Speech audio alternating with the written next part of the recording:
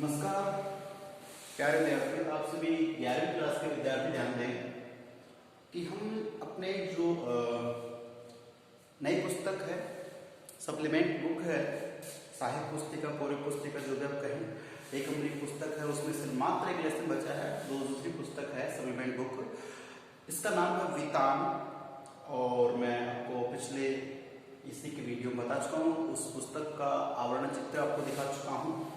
और देखिए इस पुस्तक में लगभग 4 लेसन है। उस लेसन में से देखिए जो सबसे इम्पोर्टेंट लेसन है वो हमारे लिए लता मंगेशकर जी का है कि भारतीय गायिकाओं में बेजोड़ लता मंगेशकर। तो ये इनके पीछे इनके नाम से पहले यहाँ पे जो उपमा दी गई कि भारतीय गायिकाओं में, भारतीय जो सिंगर्स हैं उनमें बेजोड़ यानी उनका मुकाबला करने वाला नहीं है। तो एक उपाधि है, विशिष्ट स्थान है सिंगिंग के क्षेत्र में, गायकी के क्षेत्र में।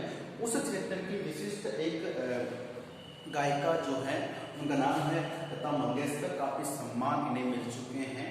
तो देखिए कि इनकी जो आवाज है स्वर कोकिला इन्हें कहा जाता है और लगभग 75 समथिंग इनकी एज हो चुकी है। आफ्टर दैट जब आज भी गाती हैं, सोचो कि 70 के बाद तो क्या 50-60 के बाद जनरली लोगों की आवाज में लरजपन आ जाता है, बोलते कुछ और है, निकलता कुछ और है ना। लेकिन यहाँ देखिए कि सुर ताल को कैसे पकड़े हुए आज भी जिस अंदाज में ऐसा मानते हैं, जो एक्सपर्ट्स लोग हैं सुनते हैं वो मानते हैं संगीत प्रिय कि जो ये 6-7 मतलब 6-7 साल की उम्र में जब गाती थी वही, हालांकि वो घर में गाती थी, उसके बाद धीरे धीरे पता चला बात बाहर आई। तो आज भी उसी बचपन की जैसी आवाज इनकी है। तो बहुत ही इंटरेस्टिंग ये एक इनका जीवनी रही है। अब यहाँ पे कुमार गंधर्व जो देख रहे हैं तो बताते हैं कि जो हम बात करेंगे इसके कि जो लता मंगेशकर है ये कुमार गंधर्व, इनका एक पूरा रिपोर्ट तैयार करके पाठ के रूप में दे रहे हैं। अब यहाँ पे देखिए हम इस क्लास को देखते हैं, कुछ इंपॉर्टेंट डिफिकल्ट वर्ड्स हैं उनको अपन डिस्क्राइब करेंगे। तो कहते हैं कि जो लता मंगेशकर जी हैं उन्होंने एक काम तो किया है कि लता जी से पहले जो नूर जहां के नाम से गायिका थी, बस उन्हीं को लोग सुनते थे। तो ये प्यारे ध्यान दो कि पहले के जमाने में सभी लोगों को संगीत का ज्ञान भी नहीं था और आवश्यकता भी नहीं होगी, काम में लगे रहते थे। तो देखिए कि नूरजहां थी तो वो जब बोलती थी गाती थी तो उसी के लोग दीवाने थे, सुनते थे। लेकिन जब उसी क्षेत्र में उसी के तरीके से जब ये इन्होंने गाना शुरू किया तो नूरजहां से भी आगे निकल गई हैं। तो सारा जो श्रेय इनको दिया जाता है। उसके बाद बात करें कि इनमें क्या खूबी है, एक होती खामी कमी, एक होती खूबी अच्छाइयाँ।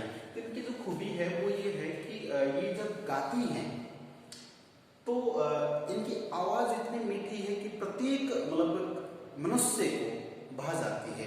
और जब से इन्होंने गाना शुरू किया है, जिस तरीके से इन्होंने गाया है, चाहे वो शास्त्रीय संगीत हो चाहे फिर वो क्लासिकल, जो भी हमारा जो क्लासिकल तो कोई बात आ गई है। तो ये जो भी गाने गाती थी उन गानों में मधुरता तो थी, ताल और लय होती थी। और ये मान के चले कि महिला पुरुष किसी उम्र का हो और जो समझदार बच्चे सबके सब इनके गाने गुनगुनाने लगे। और मनुष्य का कहीं ना कहीं एक तो देखिए पानी से, प्रकृति से तो है ही, उसके बाद में संगीत से बहुत गहरा संबंध है।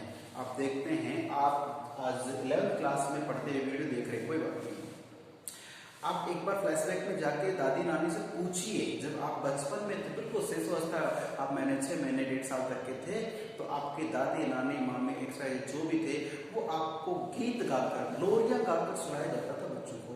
तो बचपन से हमें संगीत की शिक्षा भी दी जाती है, सुनाया जाता है, लोरी गाई जाती है। लोरी आजकल तो कर न तो मम्मियाँ जानती है कि लोरी क्या होती है और न बच्चों को सुनने की, क्योंकि आगे नहीं, लोरी भी तो जिस फोन से वीडियो बना के आपको सेंड किया जाएगा, ये फोन ही आजकल मम्मी पापा भाई बहन सब फोन हो गए हैं। छोटा बच्चा हो बड़ा बच्चा हो, बस बच्चा हुआ नहीं कि सेल्फी फोटो ले लेके पूरी फैमिली में प्रचार कर देते, देखो ये चांद का टुकड़ा, ये हीरा, ये रानी हमारे घर पैदा हुई है ना। तो ये जो फोन आ गया है मल्टीमीडिया, इसके चलते दादी नानी का फर्ज क्रियाएं भूल गए हैं। तो आज तो बस ये फोन ही होगा कि बच्चा रो रहा है तो चला के फोन गाने साथ में दे दिया। और देखिए कि 2-2 साल के बच्चे हैं उनको फोन थमा दिया है। मैं समझता हूँ 2.5-3 साल का बच्चा तो इस फोन को इतना ज्यादा यूज करता है, जबकि सच्चाई मनुष्य समझ नहीं पा रहा है। ये जो फोन है ये किसी काम विशेष के लिए बना है, उसी काम में इसका प्रयोग यूज करेंगे तो फायदा होगा। उस बच्चे के शारीरिक विकास में ये फोन बाधा है। ये बाधा कब होती है? वो धीरे धीरे बड़ा होता है, फिर वो सुनने में प्रॉब्लम कर रहा है या आईसाइट वीक हो जाती है, तब सुकूना बैठता है, तब हमें सच्चाई का मालूम पड़ता है। तो एक जमाना, ये सीधी सीधी बात, एक जमाना है था कि बच्चों को लोरी गा के सुनाया जाता है और गीत गा करके उन्हें हर कार्य में संलग्न किया जाता था। तो बात करें कि जब लता जी का समय आया, लता जी का जमाना था, उस समय ये मान के चले कि प्रत्येक व्यक्ति को संगीत की बारे में नॉलेज हुआ, संगीत है क्या, अच्छा लगने लगा, मधुर लगने लगा। और आज तक जानते हैं कि बच्चा बूढ़ा जवान जो भी है, सभी के अलग अलग मतलब प्रकार से संगीत हैं और संगीत के बिना मनुष्य का जीवन अधूरा है।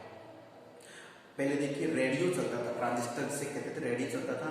तो चाहे काम करने वाले मजदूर है, कोई भी है, रेडियो में 2-3 सेट रहते थे, ठीक है, उसको रख दिया वो आकाशवाणी के अंदर, तो हम आकाशवाणी के अंदर दिल्ली अजमेर के अंदर से बोल रहे हैं। तो समाचार आते थे, सेना के समाचार आते थे, देश दुनिया की खबरें आती थी, खबरें बोलते थे कि अब आपका नमस्कार, खबरों में आपका स्वागत है। अलग अलग क्षेत्रीय भाषाओं में खबरें आती थी, समाचार आते थे। अब आजकल देखिए कि अखबार का भी रूप बदल गया है, मोबाइल पे ऑनलाइन न्यूज़पेपर पढ़ रहे हैं, गाने भी जो चाहे मनचाह गाना। पहले रेडियो पे जो गाना, वहाँ आकाशवाणी प्रसारण केंद्र से जो गाना है वही सुनते थे, वो गाना कैसा नहीं वही सुनना पड़ता था।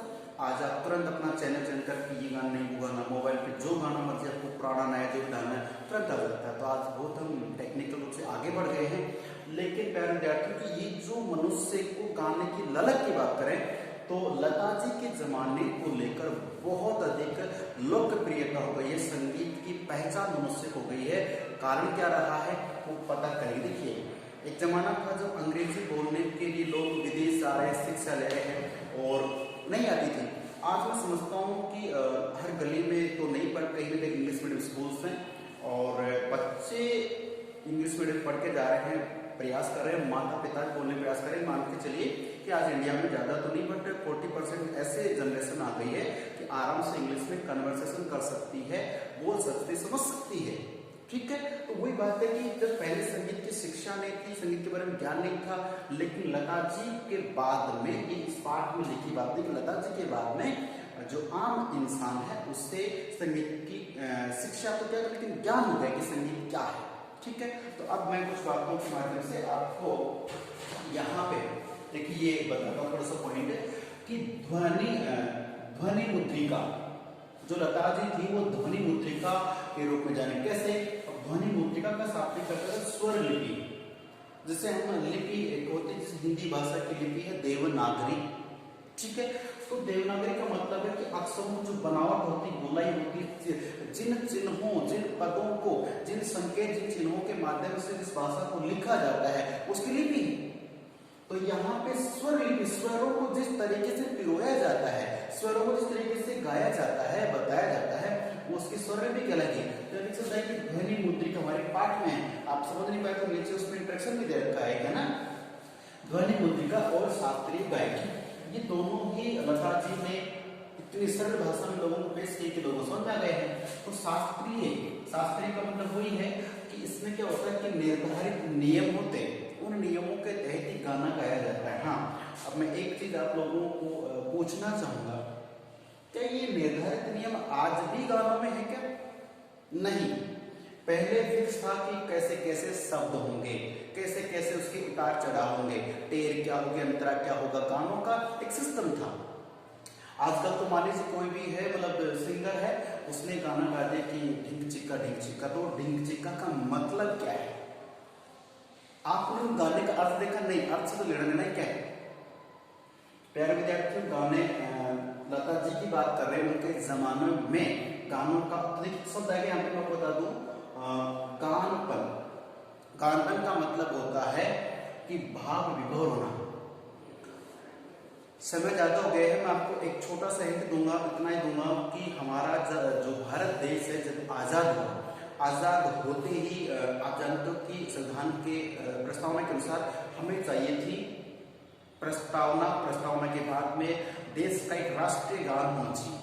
राष्ट्रीय गान को लेकर संविधान सभा के सभी सदस्यों ने मिलकर के और ये एक आदेश निकाला था कि भारत के जितने भी कवि हैं, लेखक हैं, वो सब अपनी लेखनी चलाएं और भारत के लिए राष्ट्रगान लिखें। सब ने अच्छा अच्छा लिख के दे दिया, मतलब हजारों की तादाद में राष्ट्रगान की एप्लीकेशन पहुंची थी। सभी राष्ट्रगान को जो सिंगर्स थे उनको दिया गया और उन्होंने गा के बताया। तो आप जानते हो कि कई बार ऑडिशन चलते हैं, ये नौ मना कर दिया। लास्ट में बात करें कि रविंद्रनाथ टैगोर की बात करें, बंकिम चटर्जी आपने पढ़ा, तो देखिए जो जन गण मन हमारा है राष्ट्रगान, ये जब गाया गया उस समय, जहां उस रूम में गाया गया, कहीं भी गाया गया, उस समय ये मान के चलिए उस समय की बात है, आज तक की बात है, आप में से कोई भी विद्यार्थी अगर आपको अपने आप को सच्चा हिंदुस्तानी मानता है तो अपना जो राष्ट्रीय गान है उसको कंप्लीटली आप पूरी मुद्रा में खड़े होके आदिमुखी बंद और बिल्कुल सीना तना हुआ और सावधान की मुद्रा में आप राष्ट्रगान की पंक्तियां गुनगुनाइए। बोलना आपको गाना है। मेरा यकीन है कि आपके शरीर में एक विशिष्ट प्रकार की फीलिंग होती है, रोम रोम खड़ा हो जाता है। रोम खड़ा होना मतलब अलग फीलिंग आती, भावना बदल जाती है प्रैक्टिकल करने से इसका। तो मान के चलिए कि उसे कहते हैं भाव विभोर हो जाना।